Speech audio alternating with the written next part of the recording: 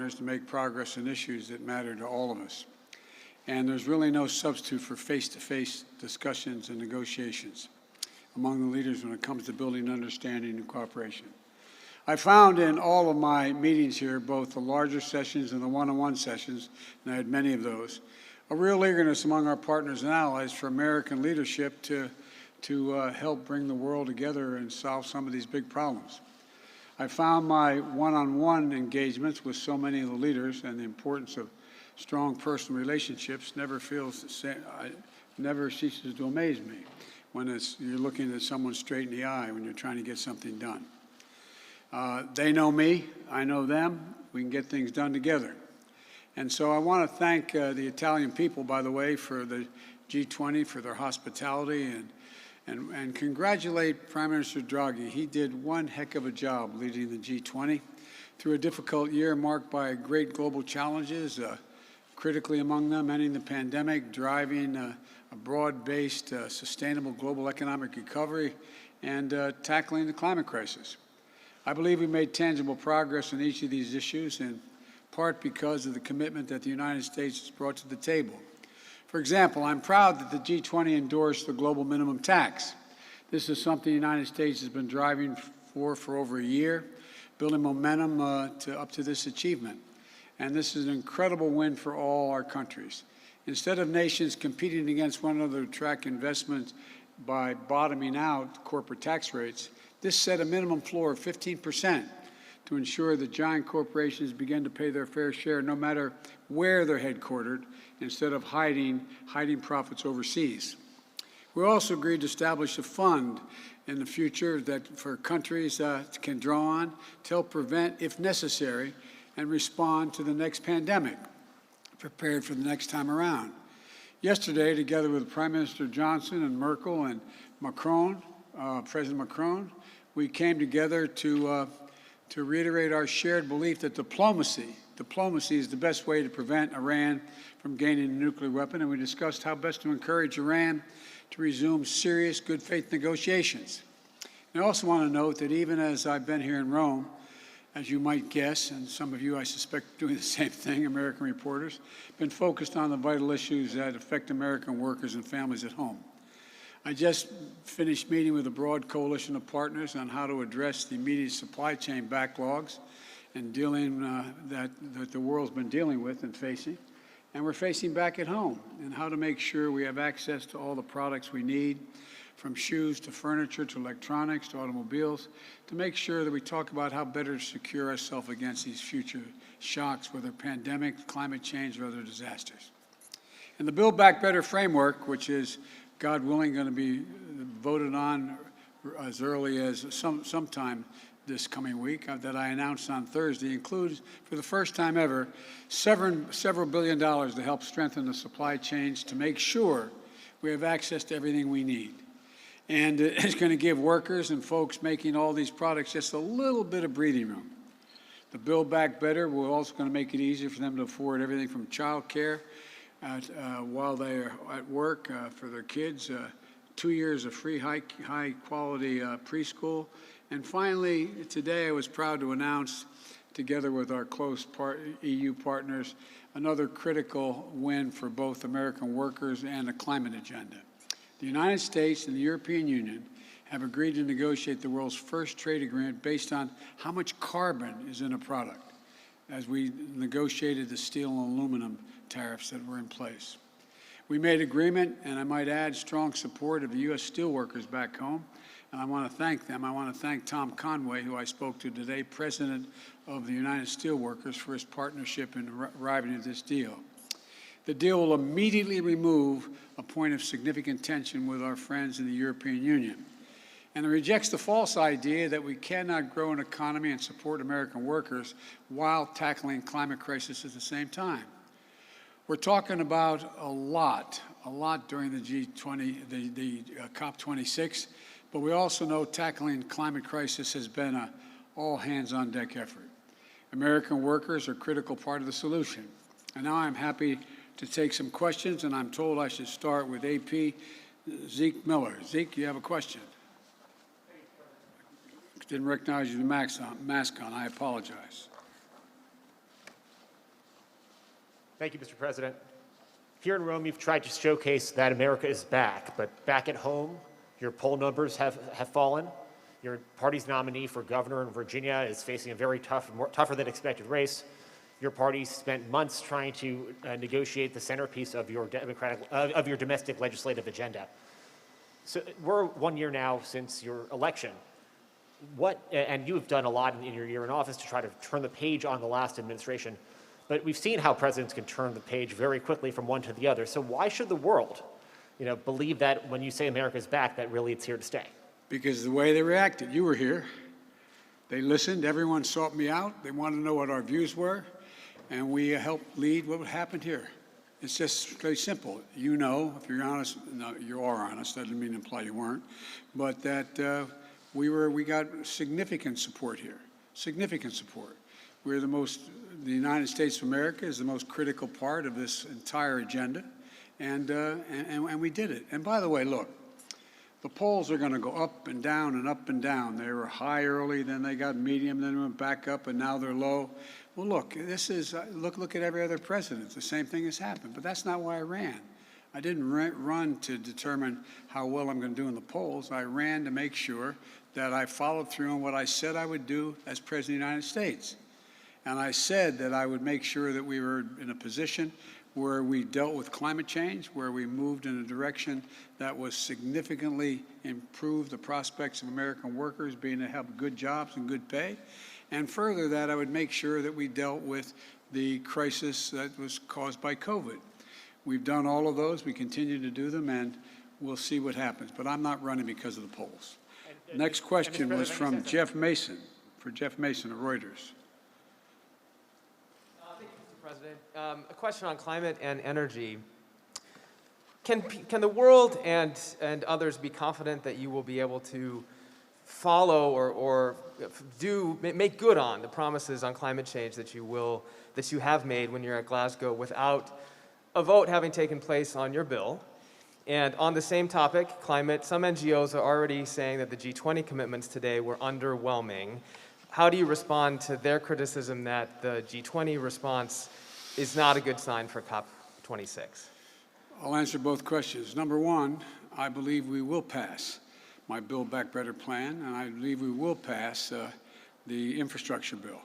Combined, they have $900 billion in climate resistance and dealing with climate and resilience, and it's the largest investment in the history of the world that's ever occurred, and it's going to pass, in my view.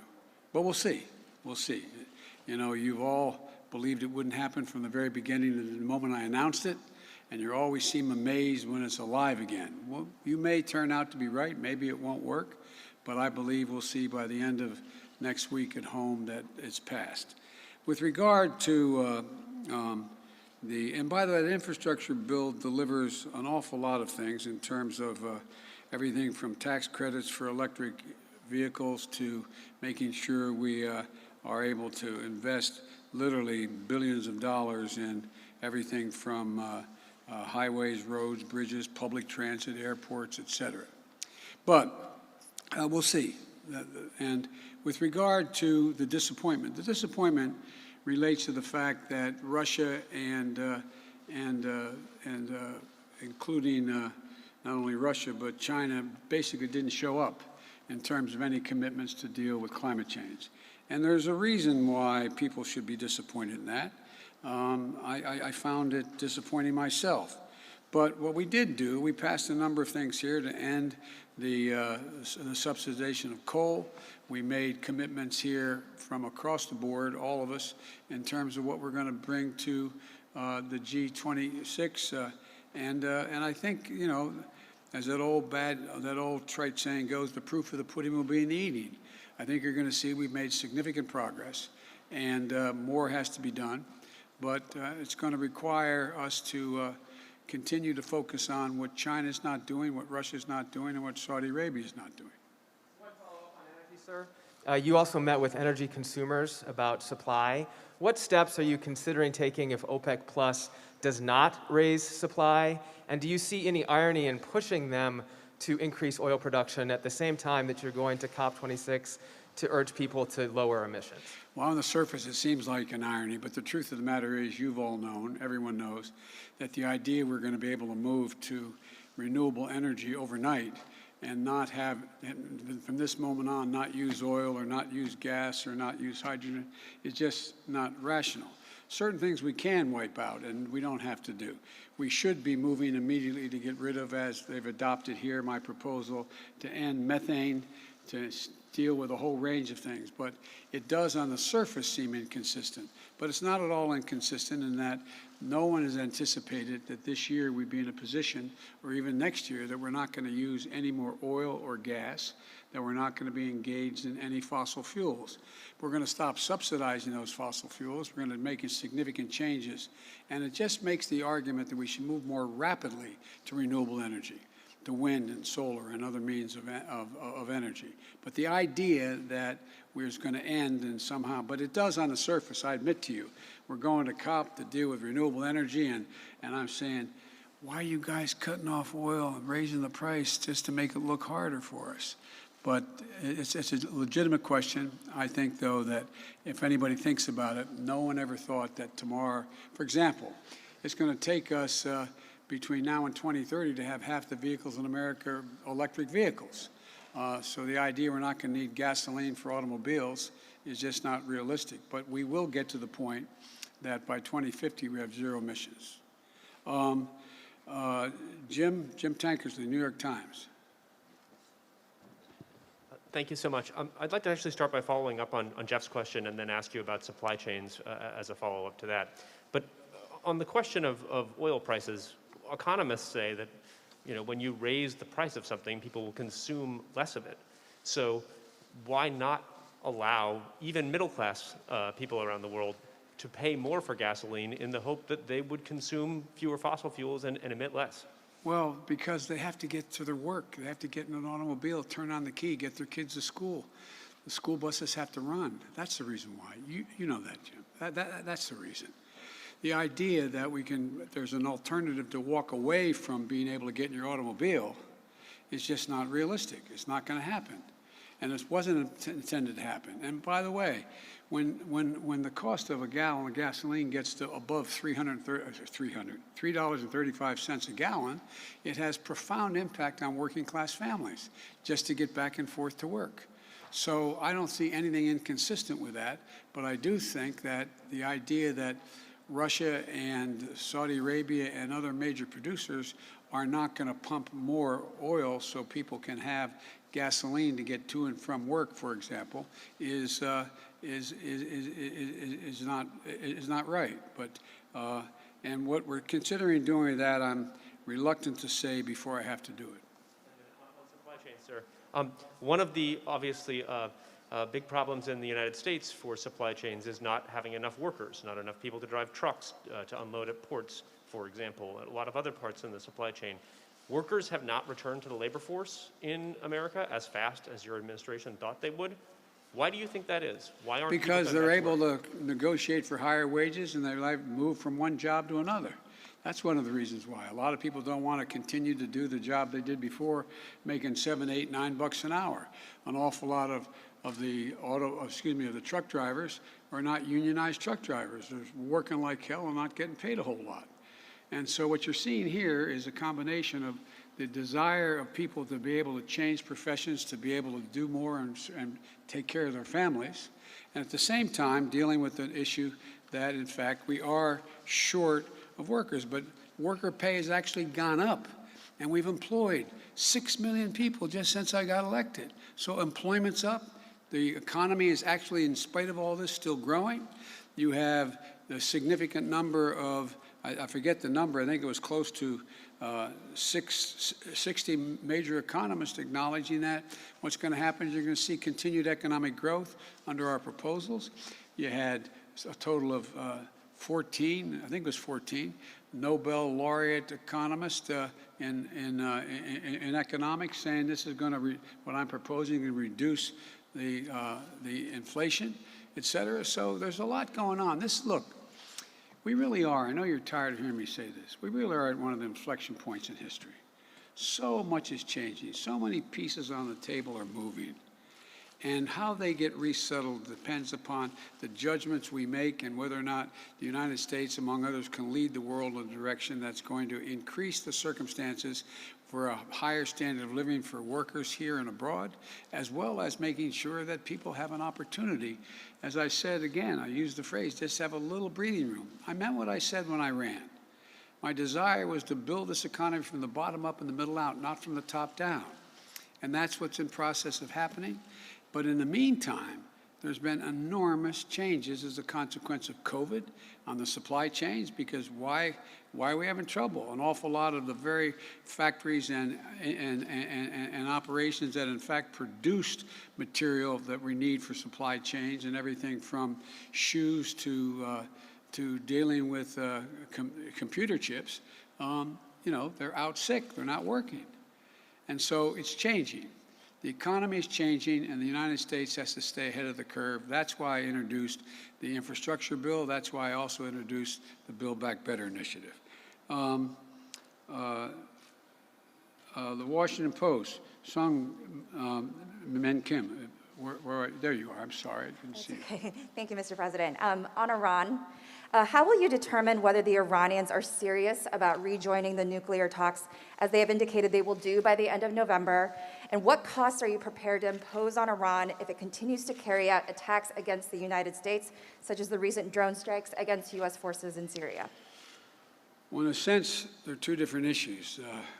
One is whether or not we get to the JCPOA, we rejoin that, and that depends. That's why I had the meetings with my colleagues here in Rome, who are part of the original group of 6 people, 6 nations that got together to say that we should negotiate a change, which I found that I think we're continuing to suffer from the very bad judgments that President Trump made in pulling out of the JCPOA.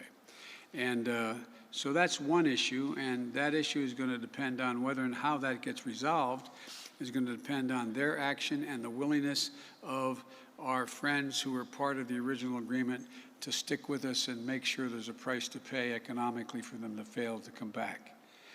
With regard to the issue of how we're going to respond to actions taken by them against interests of the United States, whether they're drone strikes or anything else, is we're going to respond, and we're going to continue to respond. ABC, Cecilia Vega. It's hard to see you guys with the mask on. I apologize. And the masks are making my glasses fog up, so I apologize too. Thank you, sir.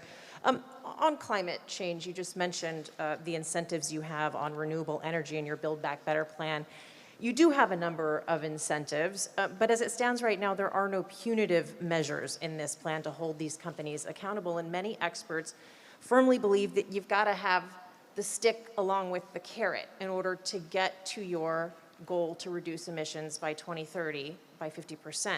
So can you stand here today and say to the world that you definitively will still meet that goal? Yes, I can, because what we're proposing and what we've initiated is everything from getting the automobile makers to commit to going all electric, number one, getting the unions to agree to do that as well, making sure we have the investment in battery technology that requires us to have the ability to generate electric vehicles, electric buses, electric transportation grids, making sure that we are dealing with everything from, let me go through some of these, that we have tax credits of $320 billion for dealing with alternatives by people getting tax credit for moving on solar panels, on wind, and a whole range of other things, and winterizing their properties. I don't think you're going to need any punitive action to get people to step up and do those things. There's been no indication that's the case at all with regard to, there's a total of $555 billion in climate, and I'm just checking the numbers, make sure I'm right, and climate investment in terms of resilience, where now it's very much in the interest of the industry to see to it that we move to making sure that we have the resilience to be able, when those towers come down and the lines end up hitting the ground and burning down large swaths of the West, to bury this underground. There's a whole range of things. I don't think we're going to have to. Everybody knows which direction it's going, and there's no indication that there has to be a punitive effort to get people to react the way in which we have to do. At least I don't believe so. If I may, on your meeting with Pope Francis, the more than 50 million Catholics back at home are seeing something play out that has never happened before.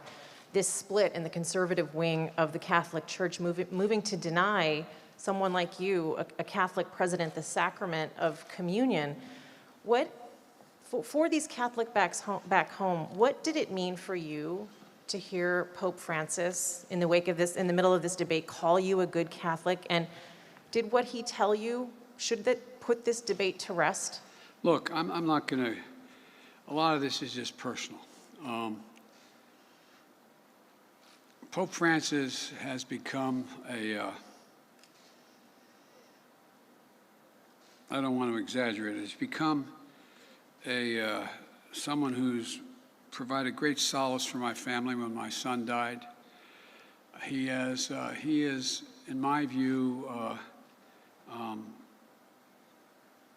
there's always been this debate in the Catholic Church, going back to Pope John the 23rd, that talk about how we reach out and embrace people with differences. If you notice what the Pope said when it was asked, when he first got elected Pope, he was traveling with the press, and they said, "What's your position on homosexuality?" I said, "Who am I to judge?"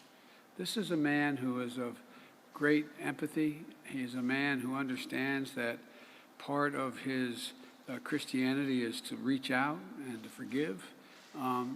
So I just find my relationship with him one that I personally take great solace in. He is a really, truly, genuine, decent man.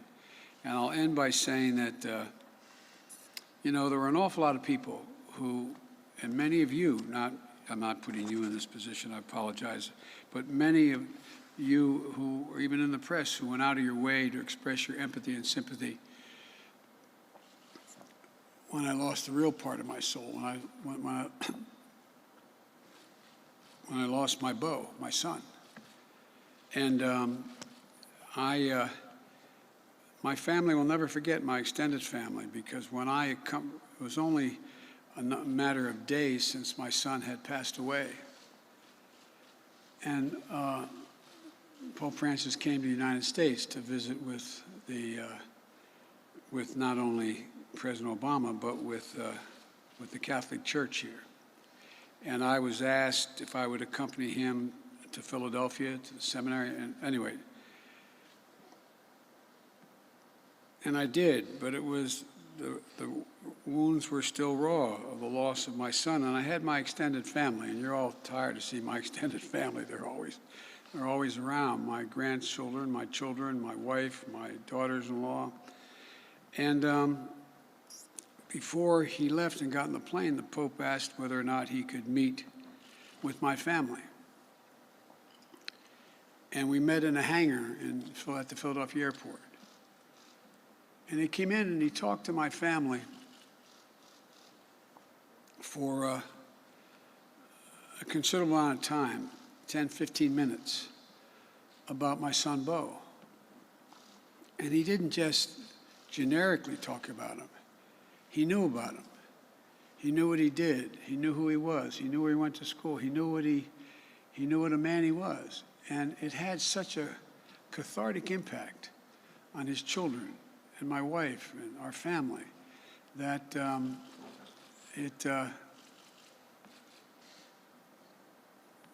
it meant a great deal. And as I meant what I said, everybody was laughing. I didn't realize you all were able to film what I was doing with the Pope when I gave him a command coin. And I meant what I said. This is a man who is someone who is looking to establish peace and decency and honor, not just in the Catholic Church, but just generically. When I won, he called me to tell me how much he appreciated the fact that I would focus on the poor and focus on the needs of people who are in trouble. So I just, again, I don't want to talk more about it because so much of it is personal, but he is everything I learned about Catholicism from the time I was a kid going from grade school through high school. I have great respect for people who have other religious views, but he's just a fine, decent, honorable man, and we keep in touch. I thank you all very, very much for your patience. Thank you. Thank you.